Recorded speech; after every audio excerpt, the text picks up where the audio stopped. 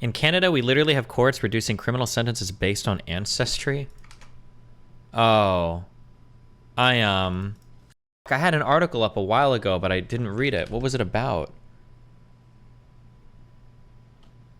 I think it was something in Canada. Apparently in Canada, you guys can get... Oh, it was this article. I don't think we ever read it. I'm bored now. We can read this. Fuck it. I don't care. Equality, okay, is justice still blind in Canada? Equality under the law is the cornerstone of liberal democracy, but judges across the country are now factoring race into sentencing. Edward Smith didn't think the color of his skin had anything to do with it. He was 23 and he'd come to Canada in 2005 from West Africa. Now, he lived with his mother and sister in Edmonton, the capital of the western province of Alberta. Racism, overt or systemic, didn't make him take part in an armed robbery of an Airbnb in July 2019, he said. He decided on his own to help his cousin, who had told Smith that the people staying in the Airbnb had robbed him and that he was trying to get his money back. Smith agreed to help, but he didn't want any guns involved, so they compromised. They'd bring a gun, but it would be unloaded. Things didn't go as planned, and Smith was arrested. At his trial, Smith pleaded guilty to the 2 charges, theft and robbery with a firearm, filed against him. Since Smith is black, he also submitted an Impact of Race and Culture Assessment, or IRCA. What is this?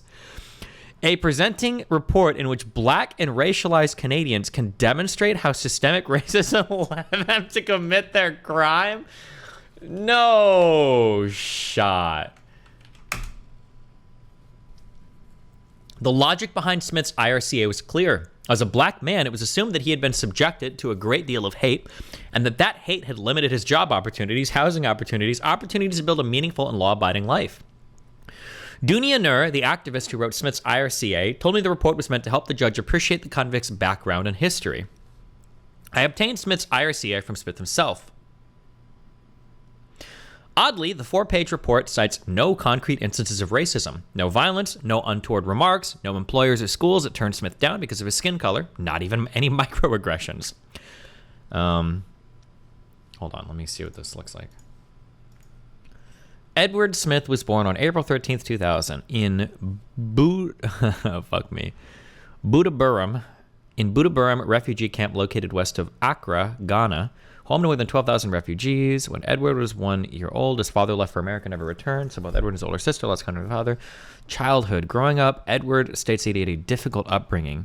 He significantly struggled in elementary due to his language barriers, which resulted in miscommunication and the ability to express his needs to his teachers. Edward stated at the age of 9 years old, his school recommended a psychiatric assessment because he couldn't pay attention and had a lot of built-up anger.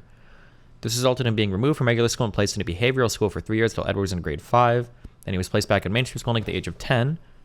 Where he academically caught up with school fast. However, Edward was requested to seek anger management, which he completed.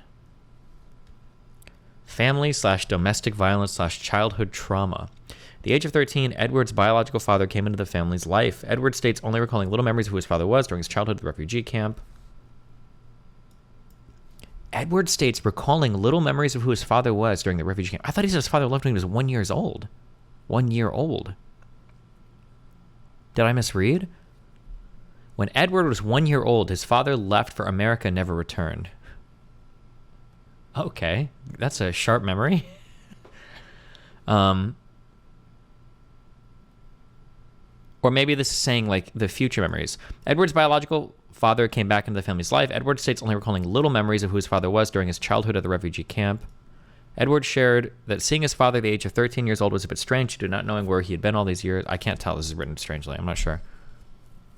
Edward stated, when my father came back into our lives, I always used to witness him hitting my mother. Systemic trauma. Edward states that the first time he was bullied and called stupid was by his teachers. The school would complete continuous random checks. He was placed in behavior school and removed from his regular classes. Edward states that consequently, this results in him shutting down from learning and the love he had for school. I'm sorry. I'm so sorry. Case plan. Upon Edward's release, Edward commits to attending a program with ACCEC at the Advanced Youth Leadership Academy, attending school, residing with his mother, reconnecting with his culture and respective community. Culture. Edward identifies as an African Canadian, Liberian heritage. This is pretty clown world, okay?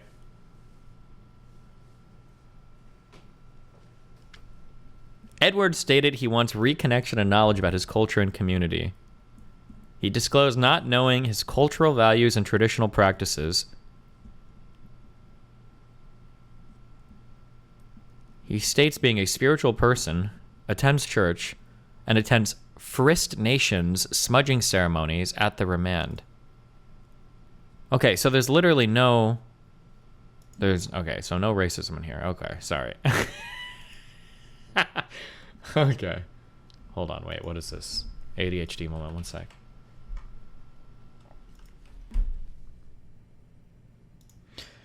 Stop being reactionary for 2 seconds. Wouldn't those metrics be exactly the kind of thing you should evaluate to establish what is justice? The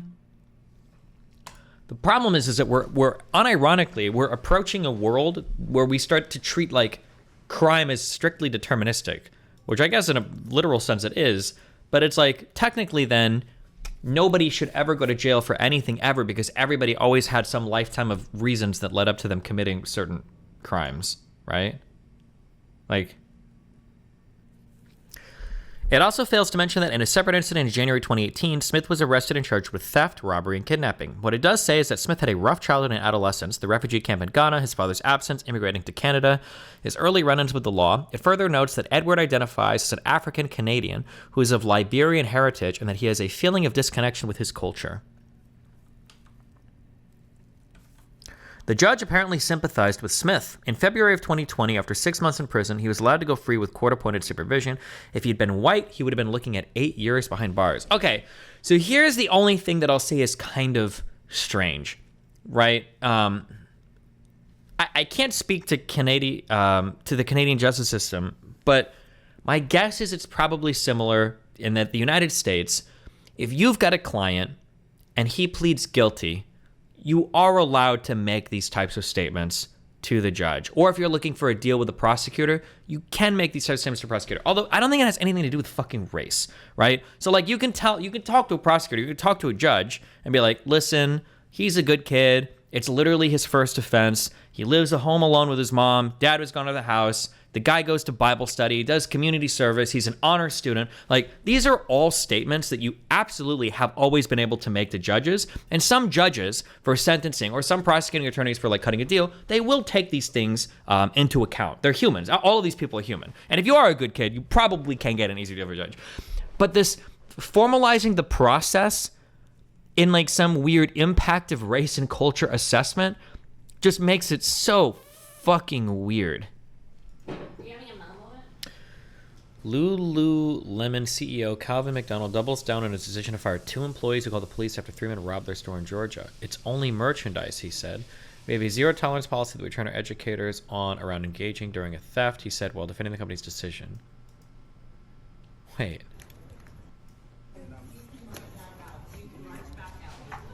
No, you can march.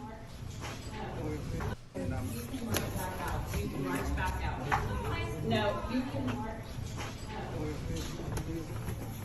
No, no. Seriously. Get out. Get out. Get out. Is Pisco here? I think you should be for organized retail theft. They should have been on scene and... However, my guess, we'll look up this, we'll look this up. My guess is going to be if these employees got fired, I bet it's because they did more than just call the police. Know their car. Oh, well, it's in the video. They're about to zoom off. I know, but I don't. To sack staff for chasing thieves out of a store and would do it again in the name of safety. It's only merchandise. This sounds more realistic. It's not for calling the cops. It's probably for trying to engage with thieves. Sounds like maybe the stores are non-engaged. I'm pretty sure most stores have non-engagement policies. You're not supposed to confront thieves head on. Because like if you get killed or if like a thief gets killed, the liability for the company is so potentially fucking huge that it's not worth it.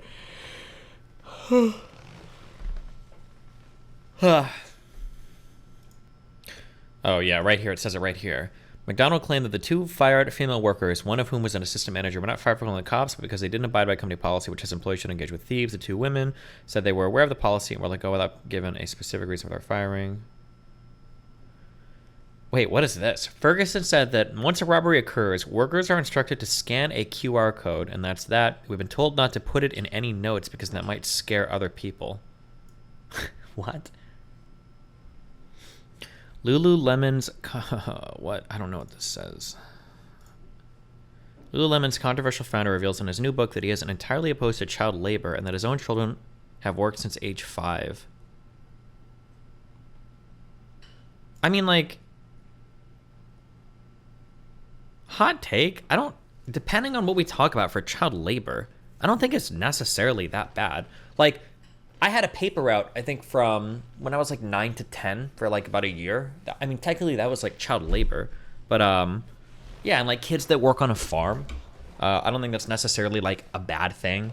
If you're like in high school, like working for like 2 hours a week, I don't think is like a bad, I think it just depends on what we talk about when we say child labor. Because, I mean, like, arguably chores are child labor.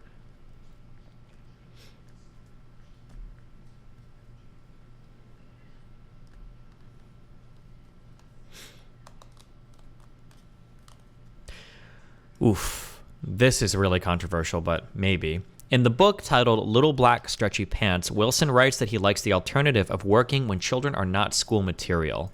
So, this would just be a largely data-driven answer.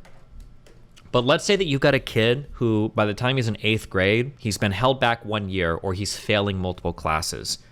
Do you think a better successful path in life for that kid is forcing him through high school or just starting to get him trained already so that he can start working when he's 14 and then he's like easily able to integrate into the workforce and start doing that? I wonder what would produce better outcomes. I have no idea. I could see it going either way, but because I'm sure there are some kids that like turn it around in high school. But then there are also other people who probably flunk out of high school and then leave at 16, 17, so.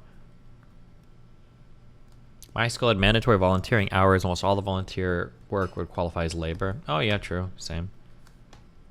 In a 2013 interview with Bloomberg, Wilson sparked backlash after saying that some women's bodies just don't actually work for Lululemon leggings.